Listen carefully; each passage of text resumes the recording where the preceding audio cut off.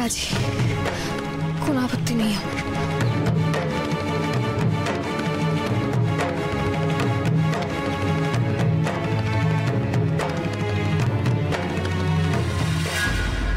মাসি কি হয়েছে তোমার? কাঁপছো তো থরথর করে, খুব জ্বর, কষ্ট হচ্ছে। কি অবস্থা মা? ও তো পুরো কাবু হয়ে গেছে গো। দীপু, আমি অবস্থা ভালো বুঝছি না। অসম্ভব জ্বর, গায়ে ওষুধ খাওয়ানোর বন্দোবস্ত করতে হবে। হ্যাঁ, তুমি একবার ওর জ্বরটা মাপো, তারপর ওকে ওষুধ দেবো।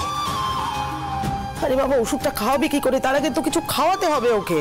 না না, আমার তো নির্জনের উপোস। কি করি বলতো এই মেয়েটাকে নিয়ে? নিকুচি করেছে উপোসের, ও খাবে না মানে ওর ঘাড় খাবে। তুমি একটা ব্যবস্থা করো তো মা, তারপর ওকে জ্বরের ওষুধ দেবো। যা, পরীক্ষার প্রশ্ন পেয়ে এক পাতা লিখতে না লিখতেই ধুম জ্বর।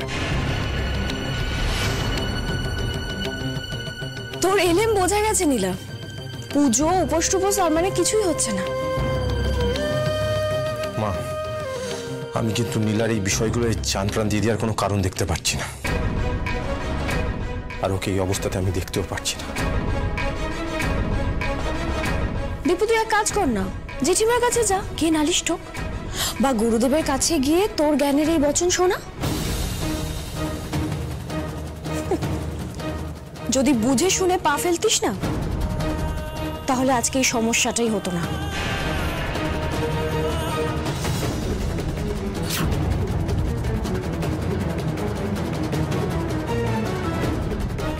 সমস্যা বলতো তোদের বিধু?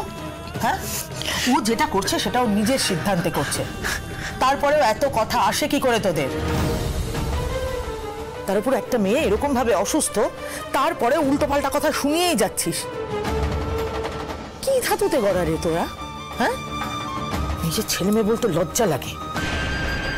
কিভাবে যে তোদের মানুষ করেছি সেটা ভাবলে নিজের প্রতি লজ্জা হচ্ছে। এই ফোনটা মিষ্টি, একটু মাসির কাছে থাকতো, আমি এক্ষুনি আসছি, দেখে রাখিস মাসিকে।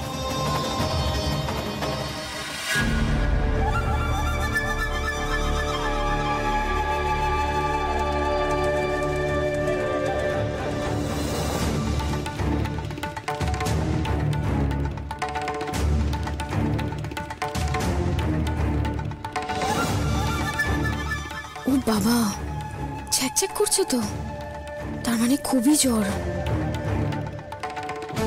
হুঁশে আছিস? তাহলে কটা কথা বলি শোন। গুরুদেব কিন্তু খুব ভয়ঙ্কর, ওনার দেওয়া পরীক্ষা ধাপে ধাপে আরো